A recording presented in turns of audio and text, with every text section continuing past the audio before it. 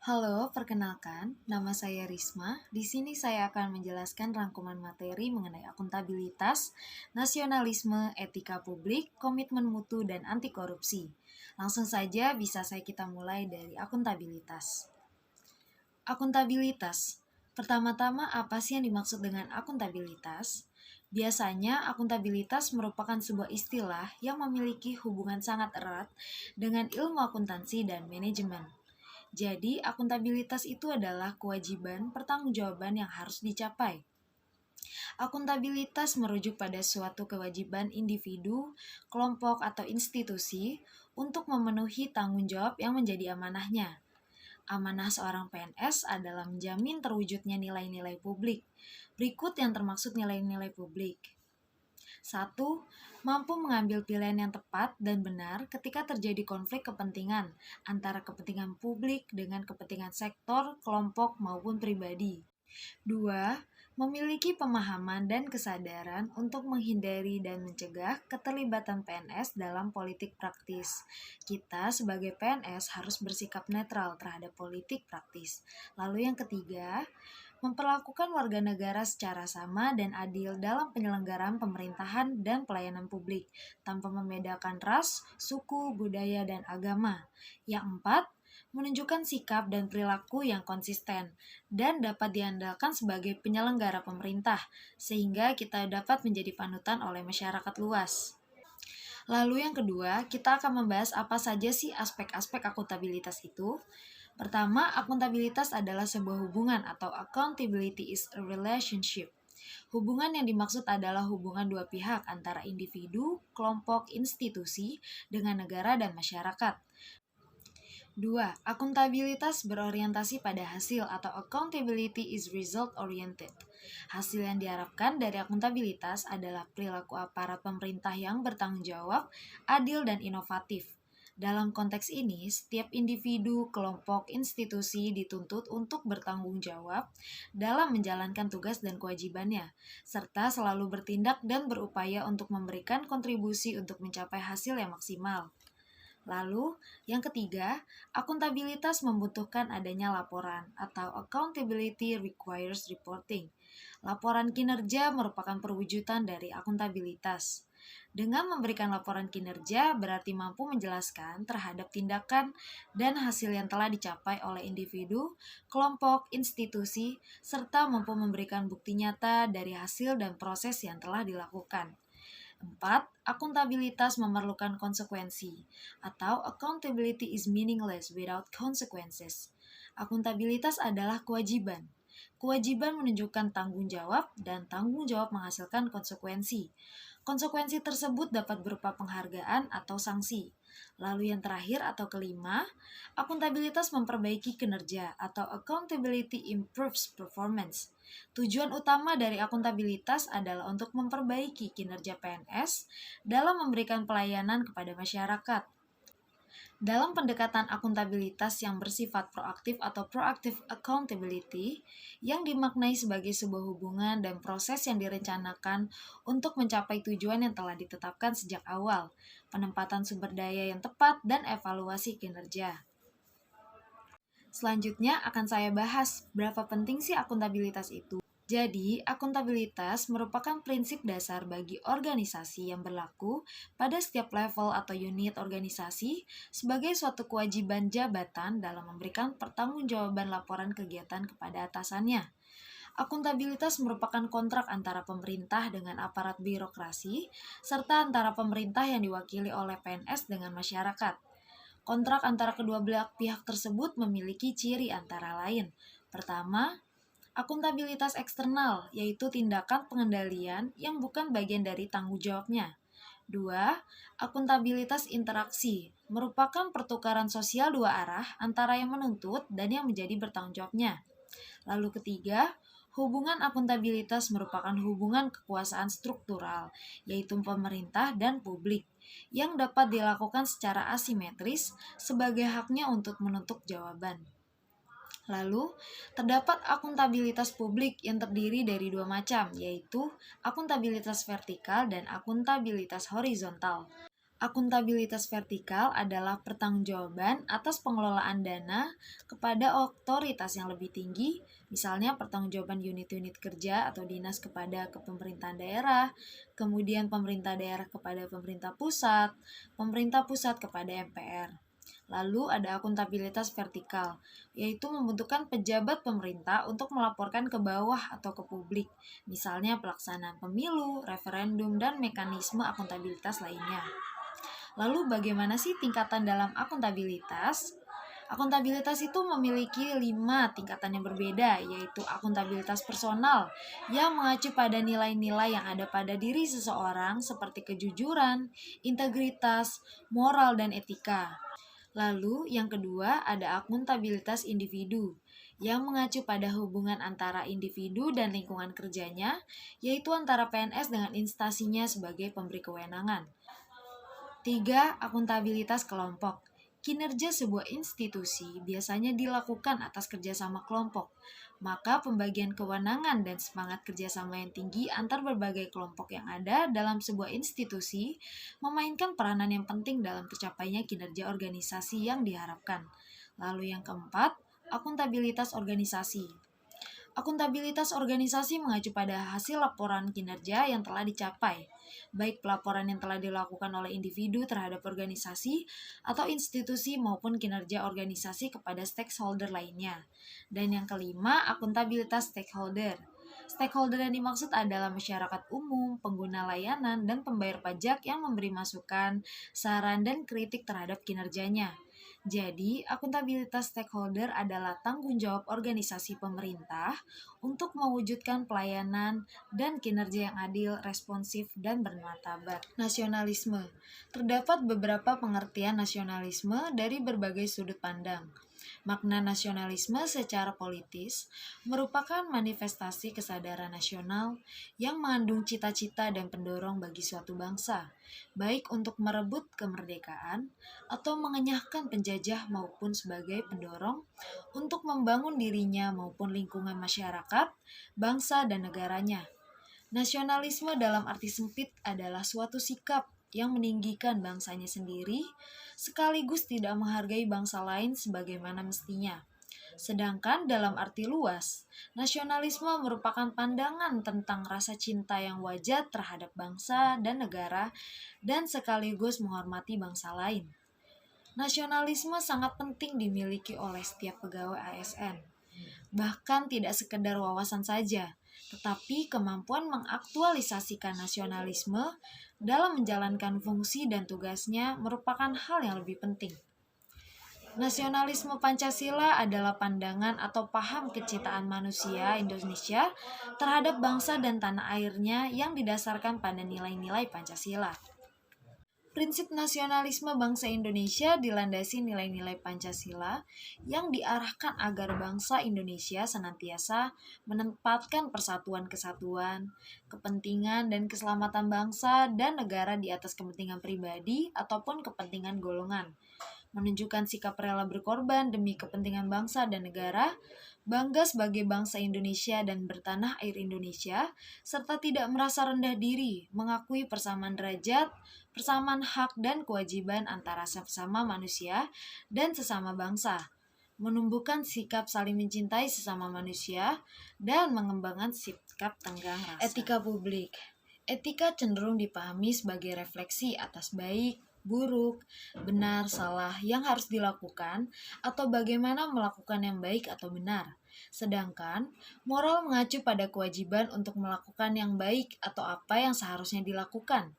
Dalam kaitannya dengan pelayanan publik, etika publik adalah refleksi tentang standar, norma yang menentukan baik atau buruk, benar atau salah perilaku, tindakan dan keputusan untuk mengarahkan kebijakan publik dalam rangka menjalankan tanggung jawab pelayanan publik. Lalu pengertian kode etik adalah aturan-aturan yang mengatur tingkah laku dalam suatu kelompok khusus. Sudut pandangnya hanya ditunjukkan pada hal-hal prinsip dalam bentuk ketentuan-ketentuan tertulis. Dan ada etika publik. merupakan refleksi tentang standar atau norma yang menentukan baik atau buruk, benar atau salah perilaku, tindakan, dan keputusan untuk mengarahkan kebijakan publik dalam rangka menjalankan tanggung jawab pelayanan publik. Ada 3 fokus utama dalam pelayanan publik, yakni pertama, pelayanan publik yang berkualitas dan relevan. 2. Sisi dimensi reflektif, etika publik berfungsi sebagai bantuan dalam menimbang pilihan sarana kebijakan publik dan alat evaluasi. Lalu yang ketiga, modalitas etika, menjembatani antara norma moral dan tindakan faktual. Lalu terdapat dimensi etika publik. Dimensi etika publik pada prinsipnya ada 3, yaitu pertama dimensi kualitas pelayanan publik. Etika publik menekankan pada aspek nilai dan norma, serta prinsip moral sehingga etika publik membentuk integritas pelayanan publik. Moral dalam etika publik menuntut lebih dari kompetensi teknis karena harus mampu mengidentifikasi masalah-masalah dan konsep etika yang khas dalam pelayanan publik. 2. Dimensi modalitas pemerintah bersih adalah syarat kemajuan suatu bangsa. Pemerintahan korupsi menyebabkan kemiskinan, sumber diskriminasi, rentan konflik, dan penyalahgunaan kekuasaan. Korupsi disebabkan lemahnya integritas pejabat publik, kurangnya partisipasi, dan lemahnya pengawasan. Lalu terdapat unsur-unsur modalitas dalam etika publik yakni akuntabilitas, transparansi, dan netralitas. Akuntabilitas berarti pemerintah harus mempertanggungjawabkan secara moral, hukum, dan politik atas kebijakan dan tindakan-tindakan kepada rakyat. Transparansi mengandung arti bahwa peraturan, prosedur, pelaksanaan harus jelas dan lengkap dan dapat diketahui oleh pihak-pihak yang melaksanakan. Etika publik merupakan refleksi kritis yang mengarahkan bagaimana nilai-nilai kejujuran, solidaritas, keadilan, kesetaraan, dan lain-lain dipraktikkan dalam wujud keprihatinan dan kepedulian terhadap kesejahteraan masyarakat atau kebaikan orang lain. Lalu terdapat pentingnya kode etik dalam urusan publik. Supaya etika publik dapat dihayati dan dilaksanakan secara menyeluruh di dalam organisasi, para pegawai tidak hanya diberikan definisi atau rumusan-rumusan norma yang abstrak tanpa rujukan yang jelas mengenai kewajiban dan larangan yang berlaku. Lalu terdapat sumber-sumber kode etik bagi aparatur sipil negara. Untuk konteks Indonesia, sumber-sumber kode etik universal perlu terus dicermati dan dijadikan sebagai rujukan agar sistem administrasi publik di Indonesia terus meningkat dari segi kadar profesionalisme maupun integritasnya. Berikut ini adalah sebagian dari sumber-sumber kode etik yang telah berkembang dalam sistem administrasi publik sejak kemerdekaan. 1. Peraturan Pemerintah Nomor 11 Tahun 1959 tentang Sumpah Jabatan Pegawai Negeri Sipil dan Anggota Angkatan Perang. 2. Peraturan Pemerintah Nomor 21 Tahun 1975 tentang Sumpah atau Janji Pegawai Negeri Sipil. 3. Peraturan Pemerintah Nomor 30 Tahun 1980 tentang Peraturan Disiplin Pegawai Negeri Sipil. Lalu ada komitmen mutu. Istilah efektivitas dan efisiensi selalu menjadi tema yang menarik untuk menjadi sorotan publik dalam memberikan penilaian terhadap capaian kinerja perusahaan ataupun institusi pemerintahan. Namun, dalam kenyataannya seringkali kedua aspek tersebut terlupakan atau bahkan dilupakan. Efektivitas menunjukkan tingkat ketercapaian target yang telah direncanakan, baik menyangkut jumlah maupun mutu hasil kinerja. Efisiensi merupakan tingkat ketepatan realisasi penggunaan sumber daya dan bagaimana pekerjaan dilaksanakan, sehingga tidak terjadi pemborosan sumber daya, penyalahgunaan alokasi, penyimpangan prosedur, dan mekanisme yang keluar alur. Jika dalam pelaksanaan tugas tidak memperhatikan efektivitas dan efisiensi, maka akan berdampak pada ketidaktercapaian target kinerja, menurunkan kredibilitas institusi tempat bekerja, dan bahkan akan menimbulkan kerugian. Konsep inovasi di era global sekarang ini, tingkat persaingan untuk memperoleh pekerjaan menjadi sangat tinggi. Lapangan kerja lebih berpihak kepada orang yang memiliki kompetensi atau keahlian dan pemikiran kreatif. Inovasi muncul karena adanya dorongan kebutuhan atau perusahaan untuk beradaptasi dengan tuntutan perubahan yang terjadi di sekitarnya. Proses inovasi dapat terjadi secara perlahan atau bersifat evolusioner, atau bisa juga lahir secara cepat bersifat revolusioner. Hal ini bergantung pada kecepatan proses berpikir, ketersediaan sarana pendukung, kelancaran proses implementasi, dan keberanian untuk mengungkap inovasi tersebut. Inovasi bisa muncul karena ada dorongan dari dalam atau internal untuk melakukan perubahan atau Salah satu inovasi yang telah dilakukan oleh PNS atau pemerintahan adalah terobosan yang telah dilakukan oleh pemerintah Kota Surabaya melalui layanan terpadu yang diberi nama Surabaya Single Window. Merupakan upaya pemerintah untuk memberikan pelayanan yang lebih mudah dan cepat kepada investor ketika mengurus perizinan untuk investasi. Dengan layanan online Surabaya Single Window, proses pengajuan perizinan bisa dilakukan dari rumah, tidak perlu antri, dan secara keseluruhan dapat diselesaikan dalam kurun waktu antara 14 sampai 30 hari. Inovasi yang diciptakan untuk layanan publik mesti menjadi tanggung jawab para penyelenggara pelayanan publik pada institusi apapun. Bahkan semua aparatur pada setiap level organisasi dituntut untuk dapat memahami esensi dan manfaat inovasi tersebut, serta dapat melaksanakannya dengan baik. Selanjutnya adalah konsep dasar dan pengertian mutu. Seperti halnya istilah efisiensi, efektivitas, dan inovasi, istilah mutu sekarang ini juga menjadi tema sentral yang menjadi target capaian institusi, baik di lingkungan perusahaan maupun pemerintahan. Banyak definisi mutu yang dikemukakan oleh para ahli, namun dapat disimpulkan mutu mencerminkan nilai keunggulan produk atau jasa yang diberikan kepada pelanggan atau customer sesuai dengan kebutuhan dan keinginannya, dan bahkan melampaui harapannya. Mutu merupakan salah satu standar yang menjadi dasar untuk mengukur capaian hasil kinerja. Pencapaian target mutu kinerja pegawai seringkali mengalami fluktuasi naik turun. Ketika terjadi penurunan mutu kinerja pegawai, kewajiban pemimpin untuk mengingatkan dan menyemangati mereka. Sebaliknya, untuk merespon mutu kinerja yang tinggi atau superior, maka pemimpin berkewajiban untuk menetapkan reward system yang dapat memotivasi pegawai. Dan yang terakhir, anti korupsi. Kata korupsi berasal dari bahasa Latin yaitu corruptio yang artinya kerusakan, kebobrokan, dan kebusukan. Selaras dengan kata asalnya, korupsi sering dikatakan sebagai kejahatan luar biasa. Salah satu alasannya adalah karena dampaknya yang luar biasa menyebabkan kerusakan, baik dalam ruang lingkup pribadi, keluarga, masyarakat, dan kehidupan yang lebih luas. Korupsi merupakan salah satu penyalahgunaan jabatan resmi untuk keuntungan pribadi. Dari sudut pandang hukum, korupsi merupakan perbuatan melawan hukum, menyalahgunakan kewenangan, kesempatan, dan sarana. Selain itu, korupsi dapat memperkaya diri sendiri dan merugikan keuangan negara. Lalu terdapat 7 jenis korupsi. Yang pertama, korupsi suap-menyuap. Suap-menyuap sendiri merupakan tindakan pemberian uang atau menerima uang hadiah yang dilakukan pejabat pemerintah untuk melakukan atau tidak melakukan sesuatu yang bertentangan dengan kewajibannya sebagaimana perbedaan hukum formil dan material. 2. Korupsi penggelapan jabatan. Penggelapan sendiri merupakan perbuatan yang melawan hukum sebagai bentuk penyalahgunaan jabatan. Sebagai contohnya, pegawai negeri menyalahgunakan uang atau membiarkan penyalahgunaan uang yang ditugaskan untuk menjalankan suatu jabatan umum secara terus-menerus atau untuk sementara. Penggelapan jabatan sendiri bertujuan sebagai bentuk menguntungkan diri sendiri dan merugikan negara. 3. Korupsi tindak pemerasan.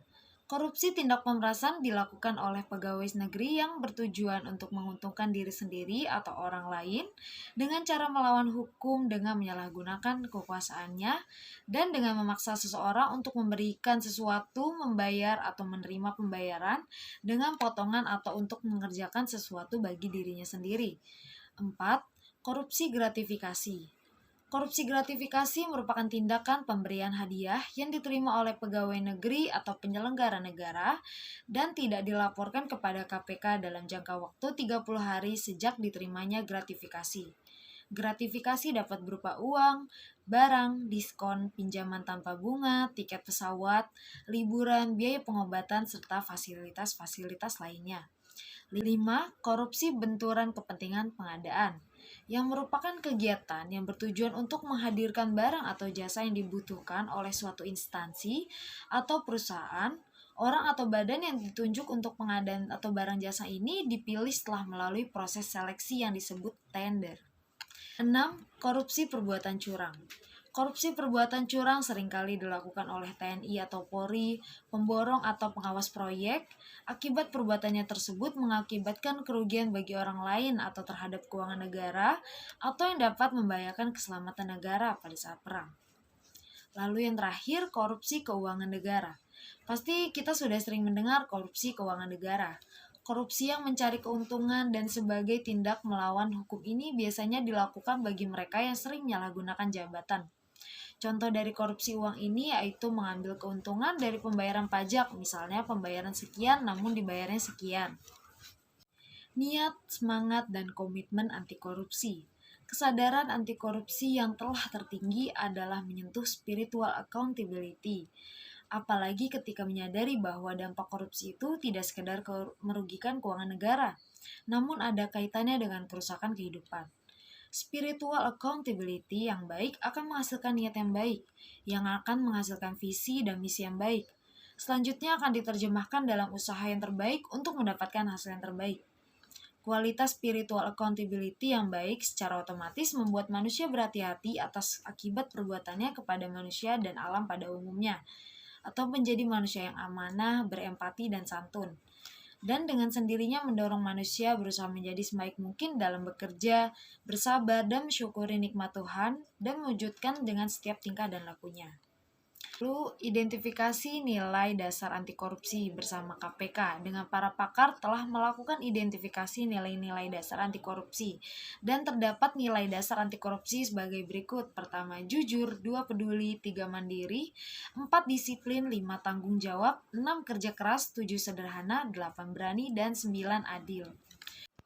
Terima kasih telah menonton video saya. Kurang lebihnya mohon maaf. Semoga dapat membantu memberikan pembelajaran. Terima kasih.